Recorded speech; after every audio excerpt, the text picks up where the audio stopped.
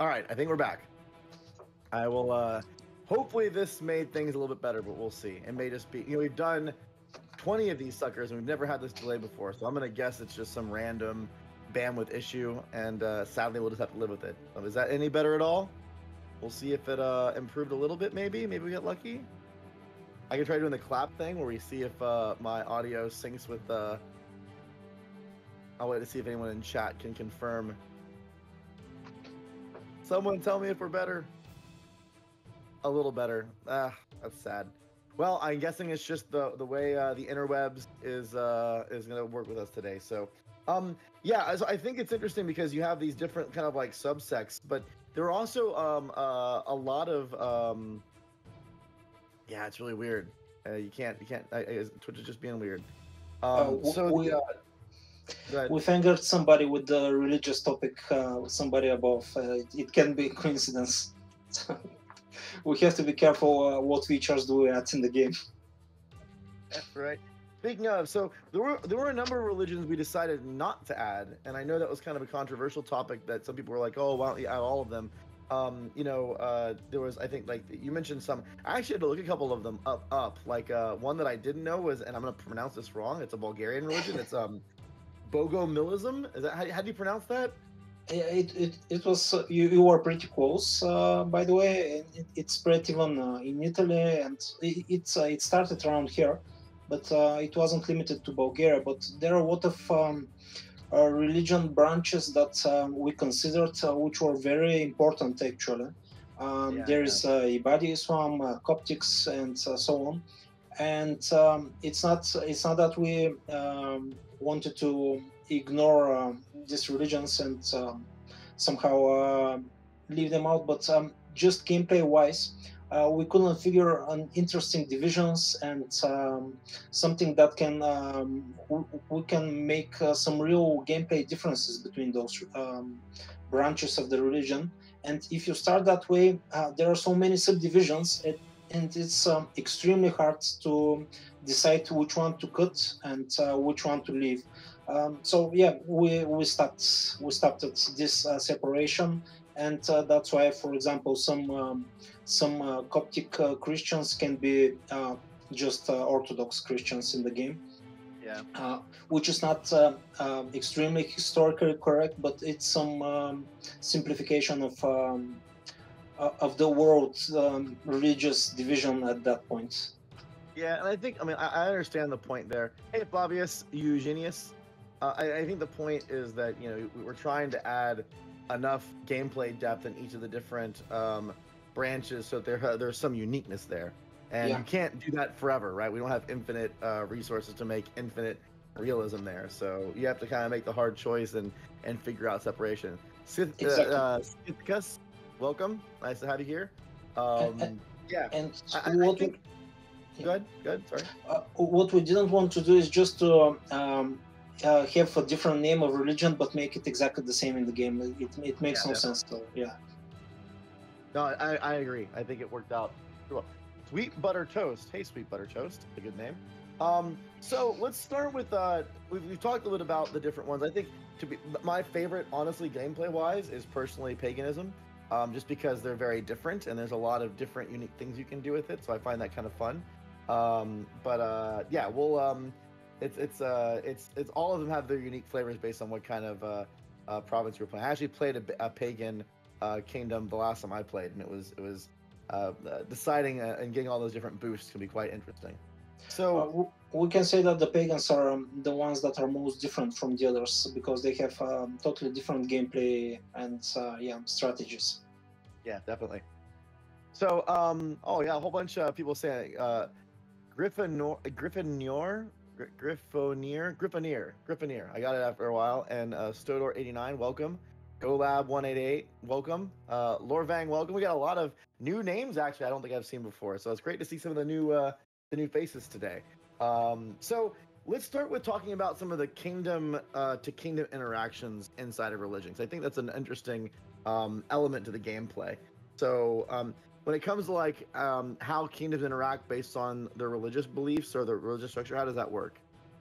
Well, this basically affects the diplomacy between the kingdoms, including desire for war, alliances, but actually almost everything, with different weight, of course.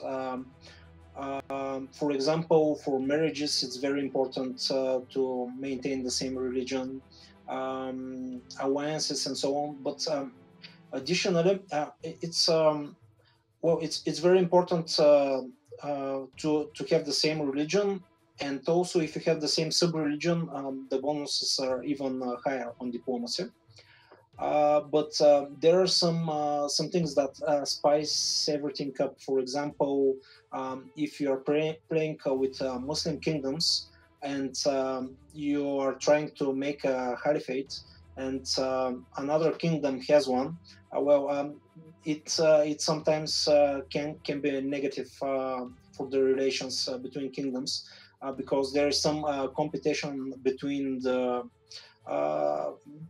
kingdoms in one that preach one in the same fold, one in the same religion, and there are some similar mechanics for Orthodox Christians, for example, fighting for autokefali and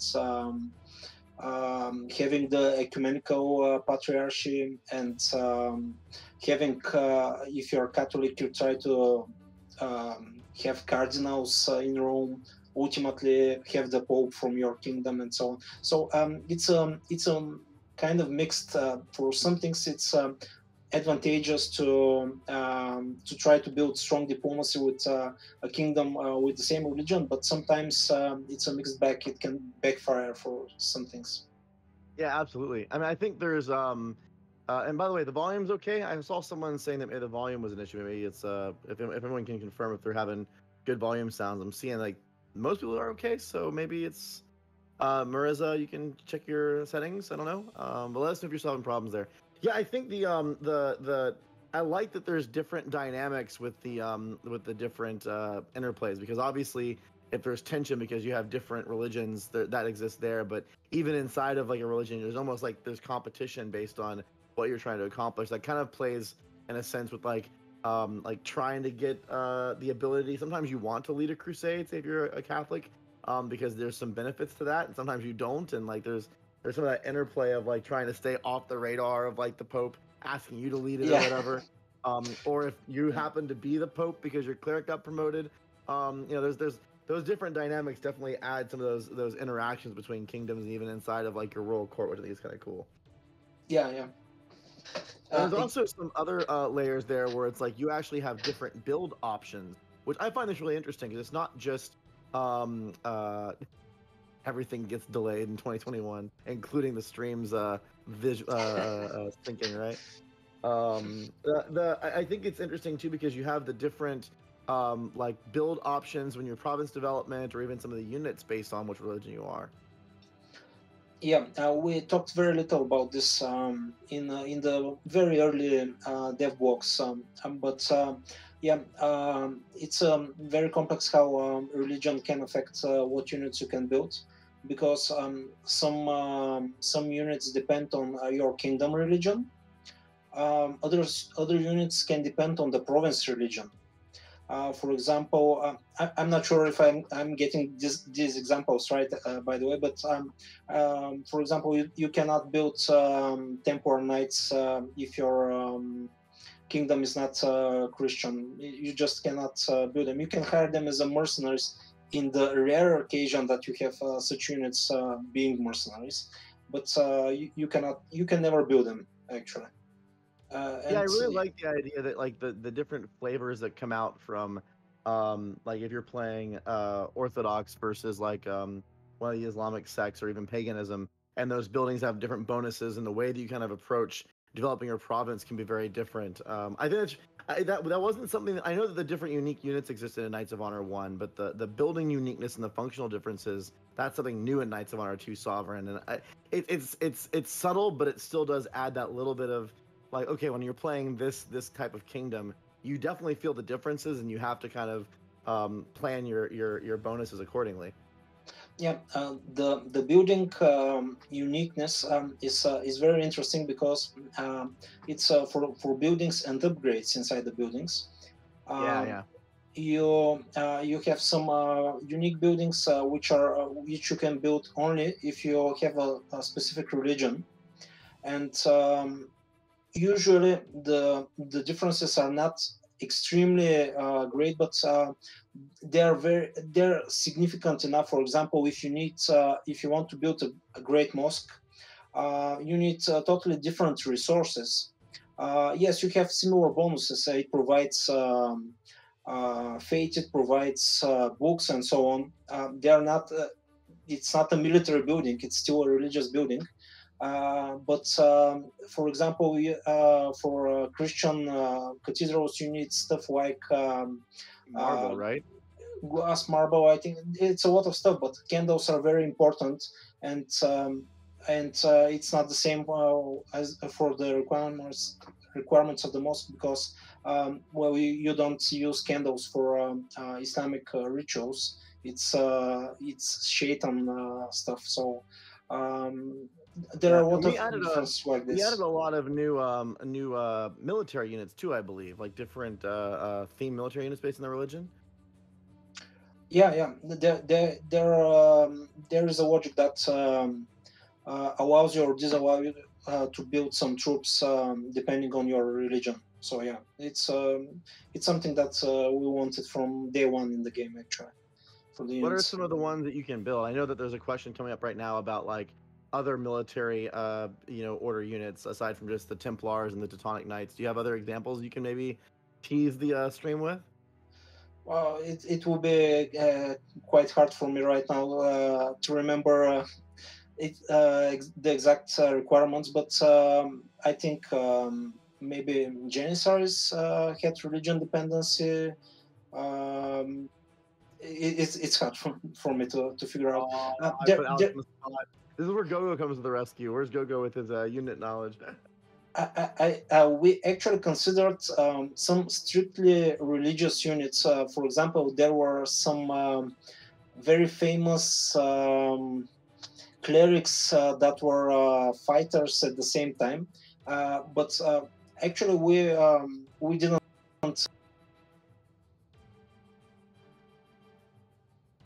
put such corner case units in the game.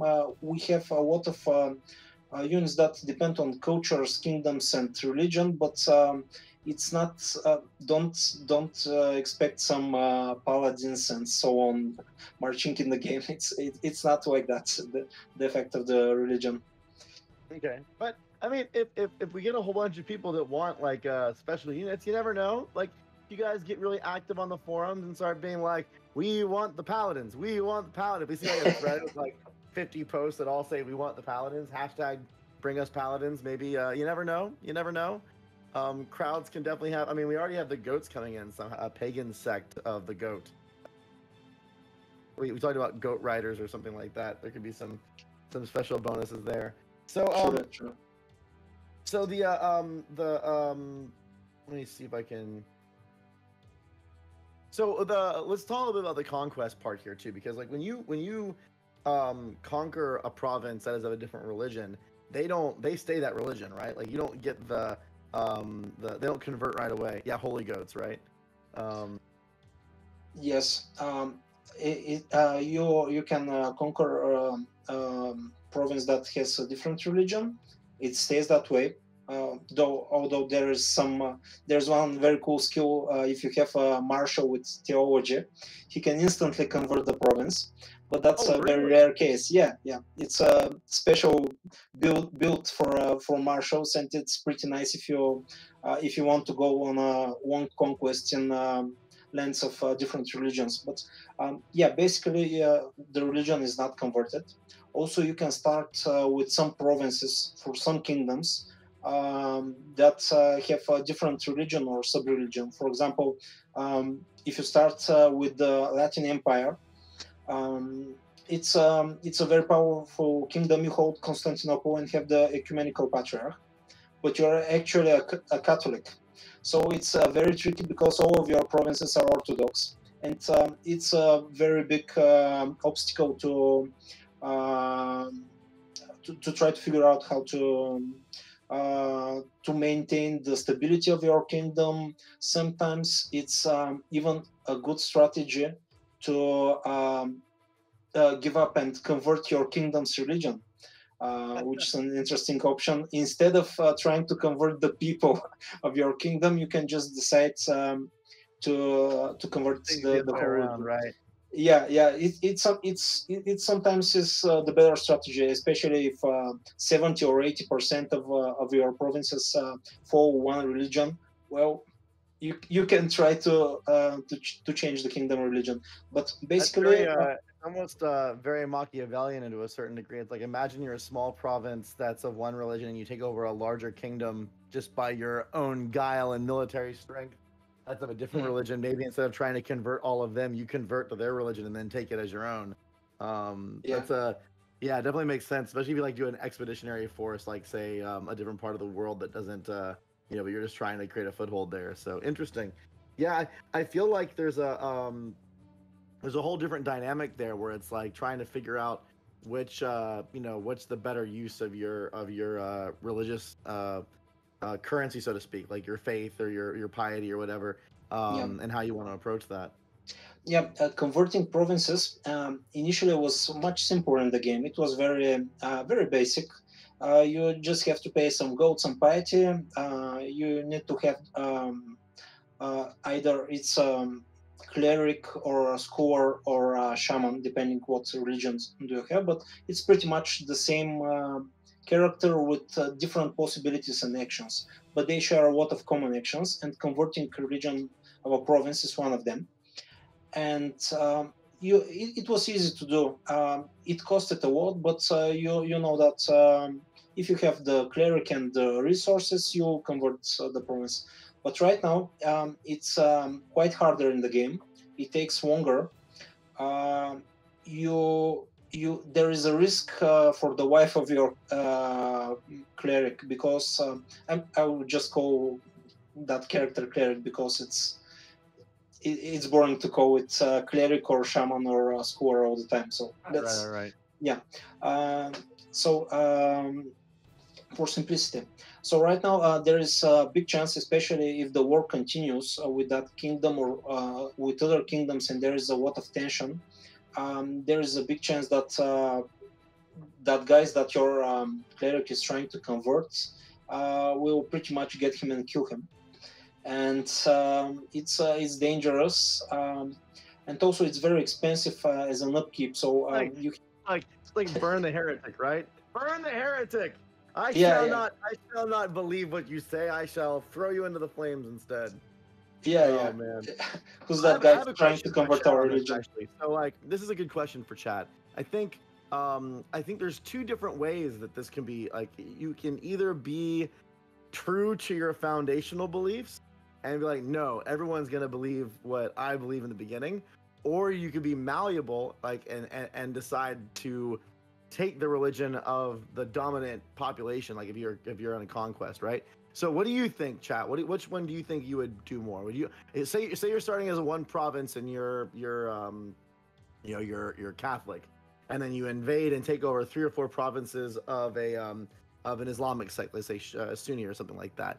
Would you rather convert all of them to Catholicism, which is a lot of effort, or would you rather convert your kingdom to Sunni and just be like, no, now we're Sunni, it's easier? Like, which do you think would be the way that you would probably play? I'd be curious to see what chat says. They're both different types of problems, so it's an interesting thought process to think through. So yeah, weigh in chat. Let me know what you which way you'd play. How would you play, Alex? Would you convert your religion, or would you convert the provinces? I've done both of those very often, and it's pretty much depends on the political climate as well. Because if I'm invading little by little some territory, but the main parts of my kingdom, for example, is the Islam world, well, I will rather convert the provinces, I think. But if I start with a kingdom, which is, for example, Catholic, but it's all of its neighbors are Muslims, there is a lot of problems diplomatically, and sometimes it's easier just to change your religion. And Well, yeah, it depends. Sirius Black wants to change his religion to the religion of flat Earth. So maybe we need a pagan branch of flat earthers. Yeah, I don't it's all find it there. that surprising, by the way, that Templar Knight 633 wants to convert everyone to Catholicism. So I mean that plays that seems to sync up with your name there. And Flavius Eugenius, he's a paganist guy. So we got three different options. We got flat earthers, Catholics, and pagans. But it seems like everyone. So what I'm getting is like people like basically have the religion that they want to proselytize, and then that's the one that they're trying to spread out. That's interesting. It's an interesting gameplay if you try to be stubborn about this. This is the longest game I had. I played with a part of the Bulgarian kingdom. It's called Karvuna. It's near the Black Sea, but it's just a province actually.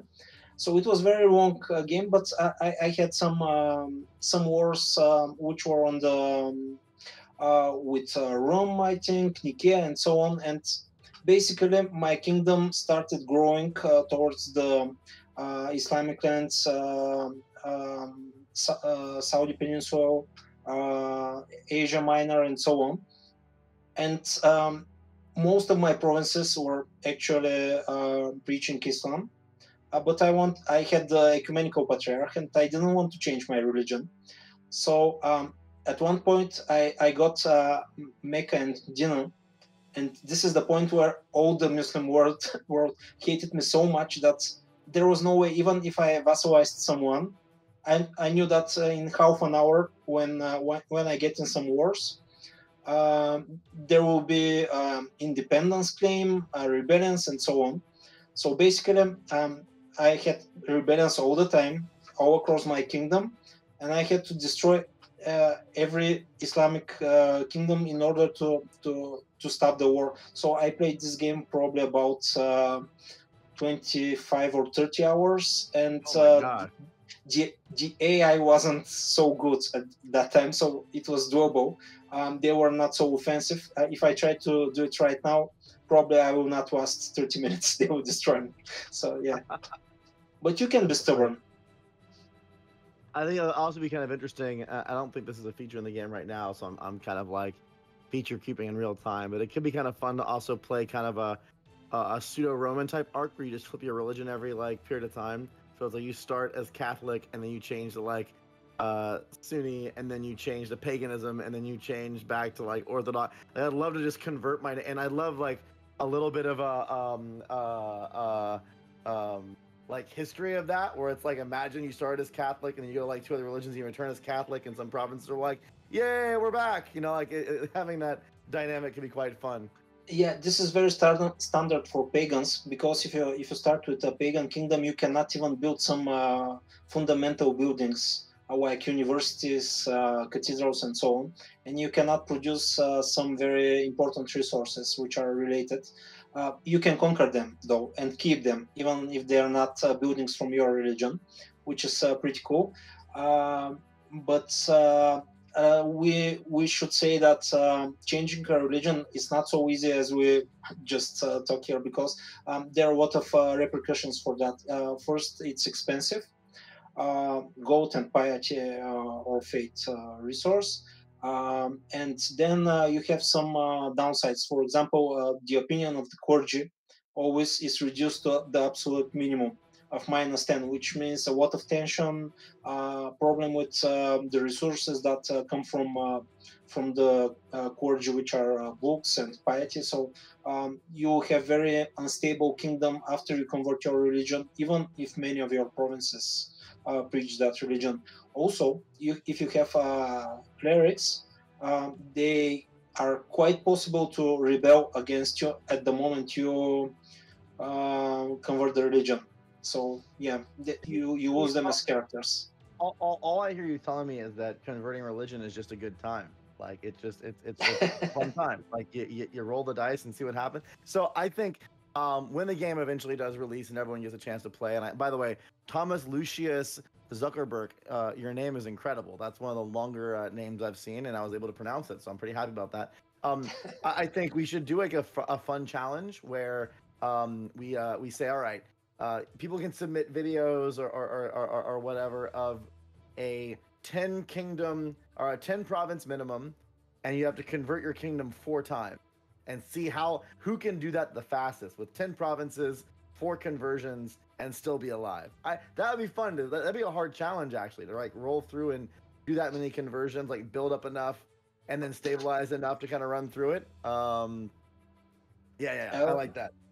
Okay, if I'll check out the chat afterwards, but if people like that, we'll add an achievement for this thing. four religious conversions in a game. Okay. Oh my gosh! Actually, I did not mean to achievement design midstream, but that'd be a really fun achievement. Just like how many times can you convert your kingdom in one game and you have to be a certain size. You can't be like a 1 province kingdom and flip it. You gotta have like it has to have some weight to it. Yeah. Watching all the rebellions, watching your clerics leave. I mean, that'd be fun. I can see that being a fun thing. All right, Yeah. so speaking of, so we're starting to talk about royal court guys a little bit. Let's talk about the royal court some for. So we have there's a religious court class. I think it's there's a name for it based on which sect you are. So we have clerics, scholars, and shaman, I believe. Right, those are the 3 different types. Yes. This is the let's call it basically this is the cleric class, but depending on what religion your kingdom is, and here the provinces have does not matter, just the kingdom religion. These guys are called in different manner, which is suitable for the religion, and also, of course, they have different special actions that are unique for each religion.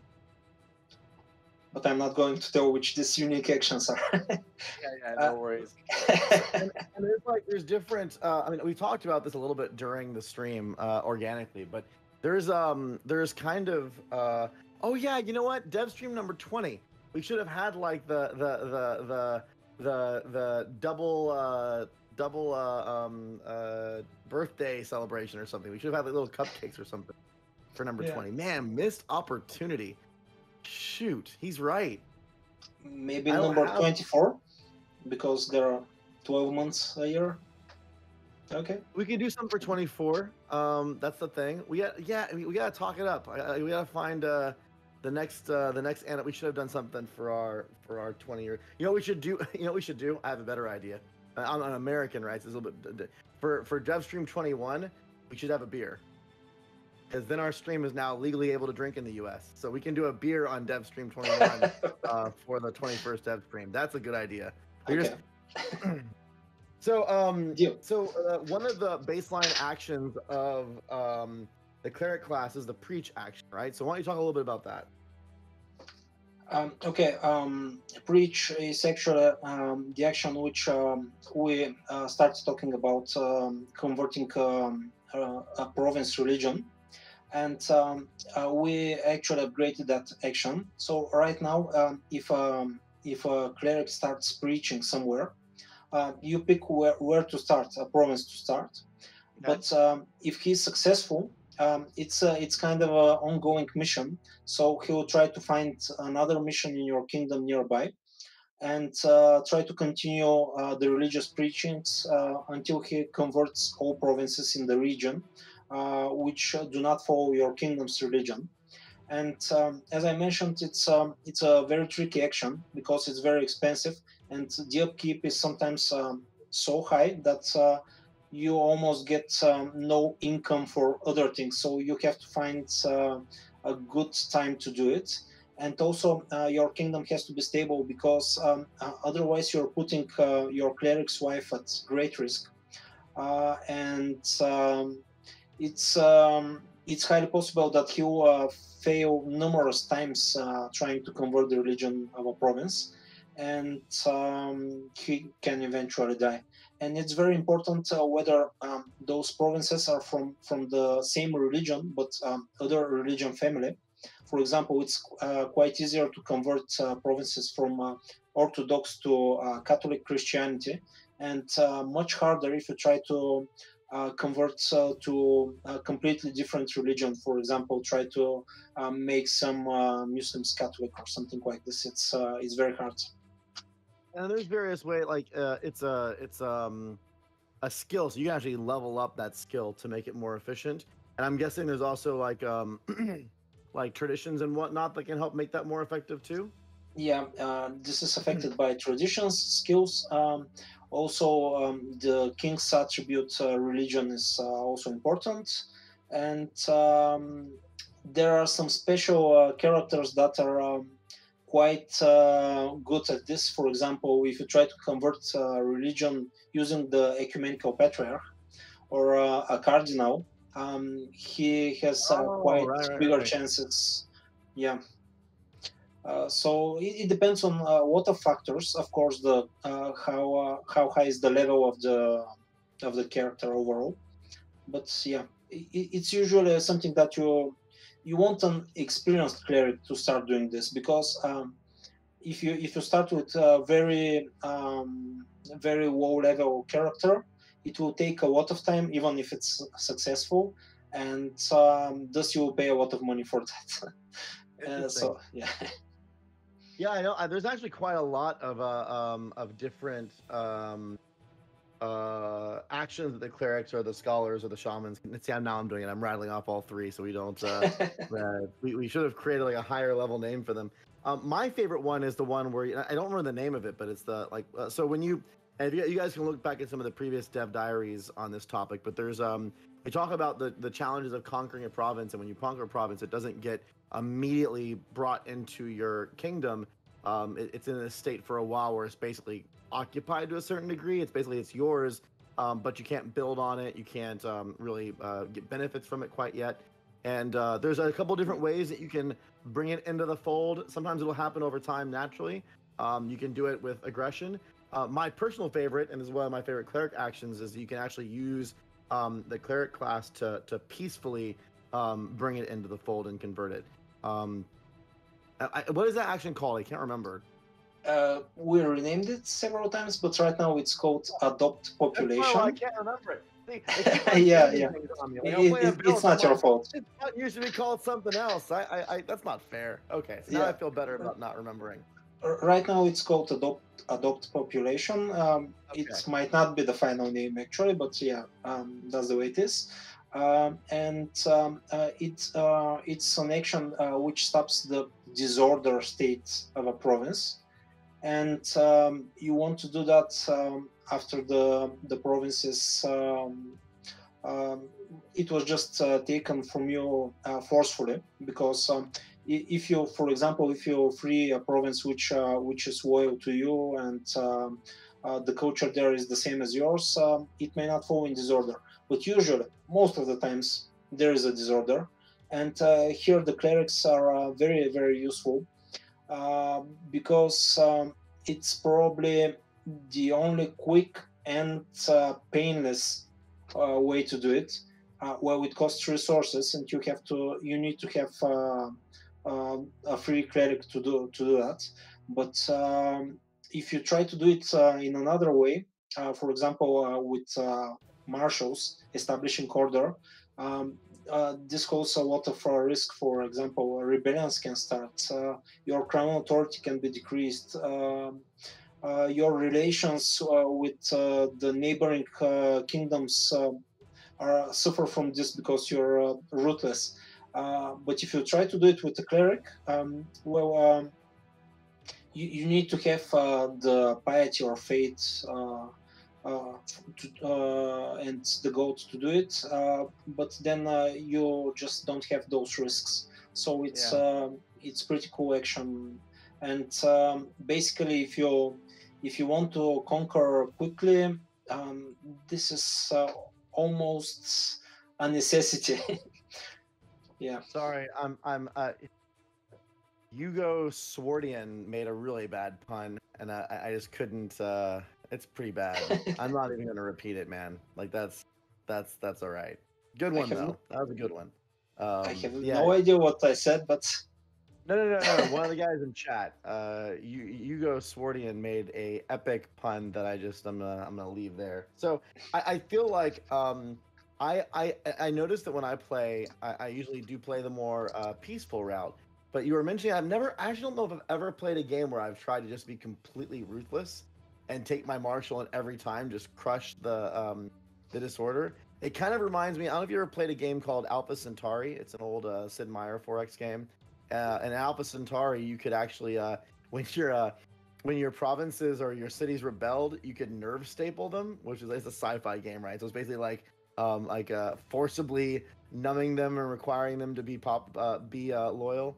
And you every time you did it, it lasted a shorter period of time and was less effective. And the world got really mad at you as you continue to nerve staple your people. But I had some games where just for fun, I would nerve staple every time someone got a little out of line, and I would just be that ruthless guy. Maybe I should play a Knights of Honor 2 game where I just like go ham, like every province, use the martial and just no, you're mine now. That'd be You pretty can, fun. you can, but you have a lot of tension, and it depends on the player. Some players do it, even right now. I prefer to have one or two clerics in the courts and try to be the good guy, at least Yeah, a bit. Yeah. yeah, yeah. Alpha Centauri is the closest star system to us, but if you've never seen, I mean, it's an old game, really old game, but it's a fun Yeah, I classic know for it. it. Yeah. Yeah, yeah. So the last skill I want to talk about is the charity skill, which you were mentioning that game that you were playing before, where you were having a lot of disorder because of the tensions between your religions. So charity is another option. You know, there's a couple different options to help mitigate that. There's province development you can do, and there's some traditions you can take to help mitigate some of that tension. But talk a little bit about charity. How does charity offer another option? Well, charity is one of the few skills in the game. Well, they're not very few for some classes, but for clerics, there are few that are All right, unlocked I'm gonna say only. Gordian made yet another pun, and this one I actually think is even better, but still not gonna, you know, if you Okay, get I will one check them more out good one in afterwards. there, I'll say a third one. If you get one more in there, I'll give you an actual, I'll actually say it on. You're close. All right, keep going. Sorry. Okay, Charity. okay. Just if someone is offended, please excuse me. It's just the quality of my English here. So yeah, if in order to use the action which is called commit to charity, you need to have the skill charity. So it's something that is um, not every cleric can do that. You have to specialize your cleric in that direction. Okay. And it's a skill that basically helps you reduce the tension, the rebel risk in your kingdom, and its efficiency depends, of course, on the skill level, traditions, and how skillful the cleric is actually.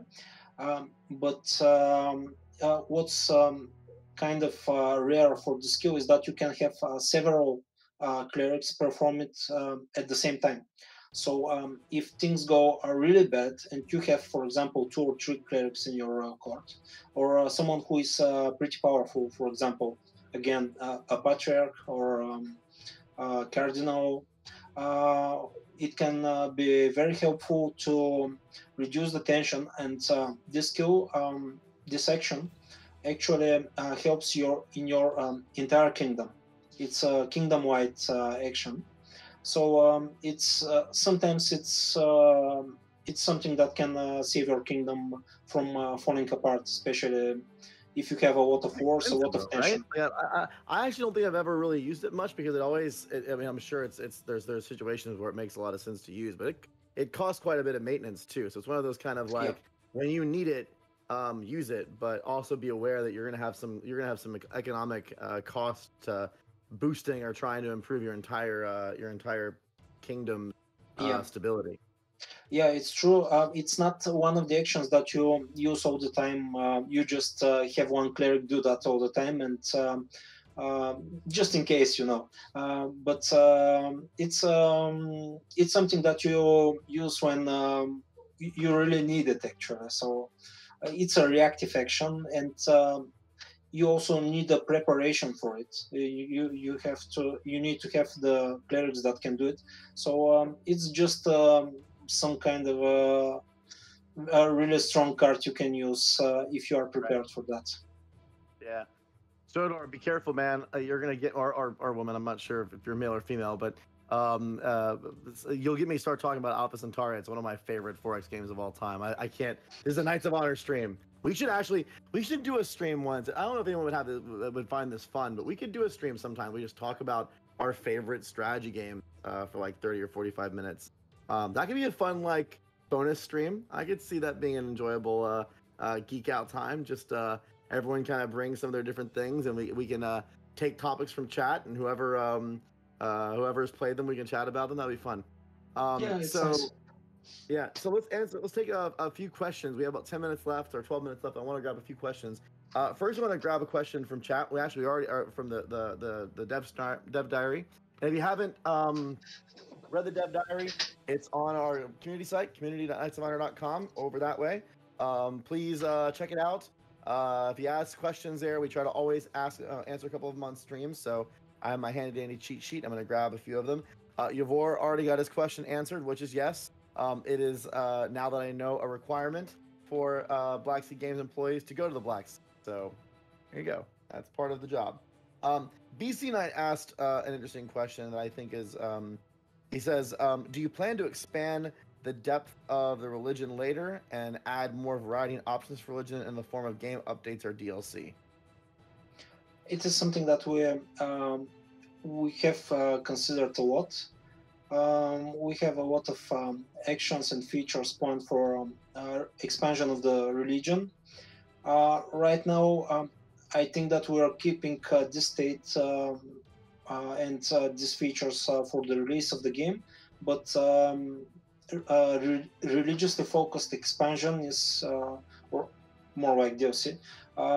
It's something that it's quite possible to do later on, or just a regular updates that will add more depth into religion. This is all unknown territory right now. We're so focused on completing the features we have in the minimum viable product that we don't want to currently add anything else.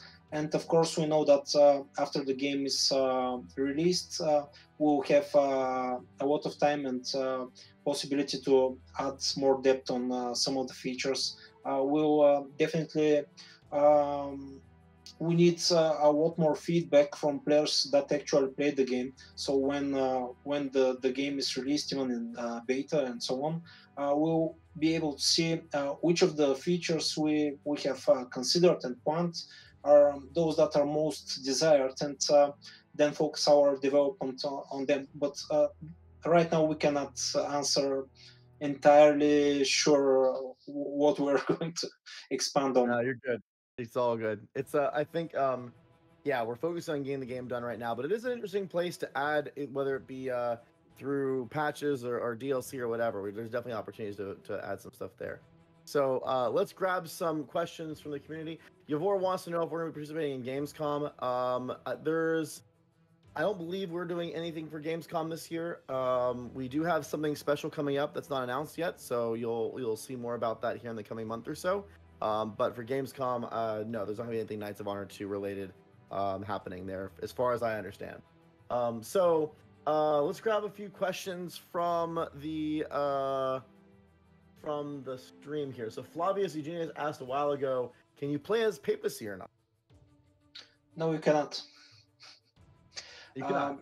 Papacy is the only kingdom in the game you cannot play with, and there are very unique rules for the Papacy, spy actions in the Papacy, diplomacy with the Papacy. Everything is unique there. No, it's very important for the game. Yeah. Oh, be confident in your answer. Nope. Moving on. Yeah. Okay. GoLab 188 asks 1888 or 1888, I should say, probably easier to say it as a year. By playing the Catholic state, will it be easier to convert the pagan land? And will it be more difficult to convert the Catholic lands conquered by pagans? So it's basically, I mean, the lower question is, are there different conversion challenges from one religion to another based on Yes. province location or the type of religion you're trying to convert from? Yes, there. If you get a pagan land which was Catholic and is still Catholic, even though the kingdom is pagan, then you don't have to convert it because it's Catholic. So, on the second part of the question, it doesn't matter if pagans got it,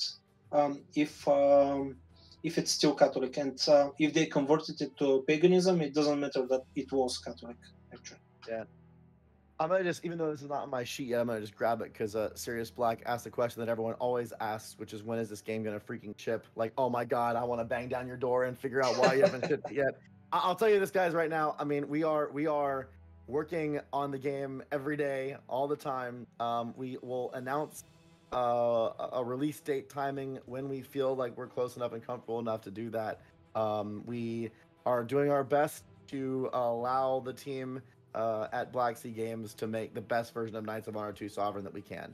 And these games are difficult and complicated, and as Alex will probably attest to, they take a lot of work. So I really just, we're not going to be able to give you any information on a release date until we feel like we're there. So you know, it's part of we could always just put a date out there and release something, but that's not what we're trying to do. We're trying to make it the best game it can be. So hopefully you'll appreciate that when it comes out. So let's grab another question. This is not about religion, but I think it's a good question to answer. So Griffonier, God, I got that before. Griffonier asks, will there be also a choice about the century one wants to play with? So they're talking about starting the game and being able to choose some time frames, which I guess would change things like the province names and some of the religion layouts or whatnot. So, and that existed in Knights of Honor 1. Yeah, currently we have 3 possible periods you can start. It's actually it affects the religion because the political map is quite different, and in the earlier periods you have more pagan kingdoms, and later on most of them have converted to other religions. For example, the Finnish lands are already Catholic. You have some, even the Golden Horde, I think, is Muslim at that point, and so on. So it has some relation to religion, and it's not that hard to add more periods. I was giving you guys really detailed answers today. I'm gonna just cut them off and be like, the answer is yes. Yeah, okay. I'm just trying to explain more about. We're good. Yeah. All right. So moving on to the next question. I'm gonna answer this one so that Alex doesn't talk about the structure of the planet first before he answers it. So sorry, I'm just giving you all the time. So Discozy asked, do you plan to enlarge the map in the future? And I think I saw a Black Sea Games response to that, but I'm gonna answer it anyways. Guys, the map is flipping huge. Like, if you look at Knights of Honor 1's map compared to this one, it's already substantially bigger than it was before. I don't think you'd want it much bigger than it is. I mean, it takes a hot minute to go from one side of the world to the other, let me put it that way. So I think you'll be very satisfied with the size of the map, and yeah, it's already quite bigger than Knights of Honor 1. Actually, what we want to add a smaller version of the map to be a possible choice in the beginning of the game. Yeah, definitely. Let's grab. So we got 4 minutes left. We can grab a couple more questions. So, oh,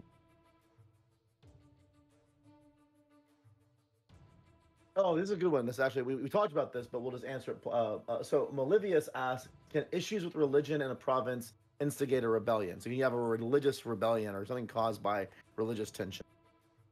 Yeah. Should I say more, or that's enough? we need the difference between just yes and like the PhD dissertation. So yes, okay. But religious tension is one very important component for tension and increasing of rebel risk. We also had those rebellions that are led by clerics for changing religion and so on. So we have such features, yes. There was another question I just saw in chat that I wanted to grab. Oh yeah, abusive benefactor. By the way, interesting name. That's a I don't know if I would want to be an abusive benefactor, but can you have clerics promoted to anti-pope or pope? So you actually can get your cleric promoted to pope. I don't know about an anti-pope. That's an interesting concept, but you have to become a cardinal first, if I remember correctly, and then if your cleric becomes a cardinal and the current pope dies, then you can be voted in as pope, and then your cleric becomes the pope. Yeah, that's true. And you cannot have the anti-pope. Yeah, no anti-pope. No. I don't even know what would an anti-pope be. It's an interesting. I don't know. It's a very cool song, by the way. You should Google it if you haven't heard it. No, The I haven't anti-pope. heard. There's Yeah. a song called Anti-Pope. Yeah.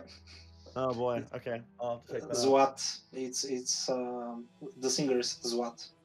Okay. Let's grab one more question. Let's see. We already answered the question about the military units. We did ask. We answered the question about converting empires to different religions. So you can convert your empire or your kingdom to different religions based on a pretty big investment and potentially a high risk. We talked about potentially adding a new fancy dancy achievement about converting your kingdom multiple times. So that'll be fun. Here's one that's kind of random. I don't really think the answer is going to be no, but this is still a fun one. It says Yogo Swardian also says, will there be a way for a sneaky priest to throw down the current patriarch / pope, replacing him without the current head having to die first? So basically, can you like usurp power from one of these power centers without the person dying from old age? There are some mechanics that can lead to that, but not with the Pope, but with the ecumenical patriarch. If you, Oh, really? Yeah, you can, for example, even try to bribe him and make him rebel, and then he's no longer the ecumenical patriarch. And yeah, there are several such mechanics. There are still such features in the game for the Pope, but we call them bugs at the moment. Yeah. Maybe that's what the anti-pope can do. Maybe the anti-pope can convince the pope to retire early. That's there's an anti-pope path. Cool. All right. I think that's all the questions. I think we actually grabbed all of them. So cool. Well, guys, we're going to be talking a lot more about religion and the road. We have more individual features to go into. We didn't even talk about the different pagan options, so expect to hear more details about that in the future. Maybe one of them will do some gameplay videos on it and actually show you the different options. And I mean, I'm probably going to get in trouble for saying this, but maybe sometime in the next couple months, and I'm not going to say when, but sometime in the near future, I think we're getting close to the point where maybe we'll actually wait, Taco Hungary, what question did you ask that we didn't answer? Won't get an answer. Did I miss a Taco Hungry question? I'll grab your question if you repost it. If it's just release date, I already answered that one. If you guys are just asking about the release date, you can roll back and get the clip from about like 10 minutes ago when I answered that. But yeah, I think soon we may actually be able to do like a live stream of some gameplay. I think it'd be fun to actually like play the game together. Oh, the closed beta alpha in the next 6 months. So I'll say that there are some plans in the works about doing something potentially selective. I don't know how we're going to do that yet. We're still talking through it, but we may do some kind of like a focus test type testing, and there may be an opportunity for someone in the community to get into that. We'll see. We're still kind of conversing about that, so possibly we'll see. And then yeah, we haven't really decided yet about how we're going to handle a beta or an alpha. Whether we're gonna do a closed thing or something, but there's still, it's still on the table. It's still something we're very much talking about, and we may find a way to bring a segment of the community in for some kind of closed beta and round for like a couple weeks or something. So those doors aren't closed or opened; they're still being discussed. Yeah, yeah, I think doing maybe like sometime live gameplay, that'd be pretty great. So maybe if we'll figure out some stream. Again, it's not going to be next stream or anything like that. I'm not going to make any commitments on that, but it is something we're getting close. Where enough of the UI is in that we probably could do some of that, and that could be a lot of fun. And show off our bugs, show off our fun bugs. Just say when I'm hosting the game. It's ready. Yeah, yeah. All right, everyone. Thank you so much for joining us. We appreciate your patience with the audio. We tried to fix it. Twitch is just being mean today. It's a bully. Restart 2021, right? Hashtag restart 2021. But hopefully next time we won't have the delay, and we hope you enjoy the show. And Alex, thank you for joining us. Thank you for having me. Yep. Oh, actually, one last thing, Alex. Next stream, if you have any pictures of the Black Sea from your trip, or if you can tell GoGo to take some, that would be kind of cool. Definitely, I promise. Yeah, that'd be fun. We'll have an Alex Black Sea show and tell next time, just for Yavor and friends. Right. I just need some time for my colleagues to Photoshop me a 6-pack, and we're there. It's ready. There you go.